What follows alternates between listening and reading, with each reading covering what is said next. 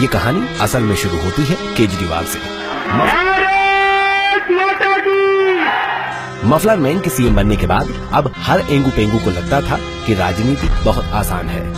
हर कोई जैसे मोदी से टक्कर लेना चाहता था।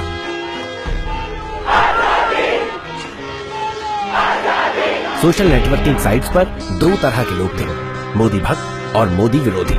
मोदी भक्त वो लोग थे जो आंख बंद करके मोदी का साथ देते थे। लक्ष्मी तो हाथ पकड़ के नहीं आती, कमल पे बैठ के आती। और दूसरे आंख बंद करके मोदी का विरोध करते थे। मोदी जी की फेयर एंड लवली योजना आई है, अरे बोलने दो भाई। मैं आपको बता दूं मोदी जी, आपने दूसरों को तो डरा दिया सीबीआई से, केजरीवाल नहीं डरने वाला। आपको पता नहीं है मैं किस मिट्टी का बनाऊं। खास बात ये थी कि इन दोनों तरह के लोगों पर ही कोई काम नहीं था और अक्सर सोशल नेटवर्किंग साइट्स पर ऐसे चुतियापे करते रहते थे। लोगों की वॉल्स या तो मोदी के समर्थन में भरी रहती थी या मोदी के विरोध में, लेकिन चुतियापों का दौर लगातार जारी था। इन्हीं चुतियापों के चलते चलते आया बिहार चुनाव और न्यूज चैनल्स और लोगों को एक नया शब्द मिला।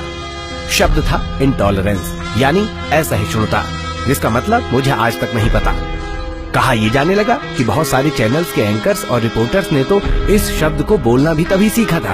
इंटॉलरेंस है हिंदुस्तान में। अगर इस तरह की कोई चीज होती तो मैं सिटीजनशिप मांगता। दूसरी तरफ केजरीवाल सरकार को 1 साल हो चला था, लेकिन दूसरी तरफ चैनल्स को कोई मसाला नहीं मिल रहा था। और एक दिन अचानक कुछ चूतियों ने चुतियापे की हद पार करते हुए जेएनयू में देश विरोधी नारे लगा डाले। कहते हैं सरकार का एक गलत कदम और कोई भी नेता बन सकता है। चुतियापे का जब बीज डाला गया तो उगने लगा एक और नेता, यानी कन्हैया कुमार। जेएनयू में कुछ लौंडों की टोली जिन्होंने देश विरोधी नारे लगाए, उन्हें छोड़कर सारा विपक्ष खड़ा हो गया कन्हैया के पीछे।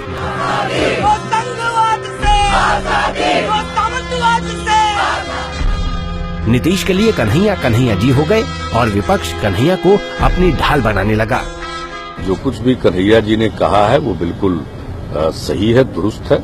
जेल से आने के बाद कन्हैया 18 महीनों की मोदी सरकार से ऐसे भुखमरी से आजादी मांग रहा था जैसे कांग्रेस की सरकार में पूरा देश पनीर के पकौड़े खा रहा था। ये दौर अब आगे चल निकला था। मोदी जी थोड़ी हिटलर की भी बात करते हैं, सुनते नहीं। तो आपने हर हर कह के ठग लिया, आजकल अरहर से परेशान है। आपसे भारी वैचारिक मतभेद है, लेकिन सत्यमेव जयते चूंकि आपका नहीं, इस देश का है, इस संविधान का है। मैं भी कहता हूँ सत्यमेव।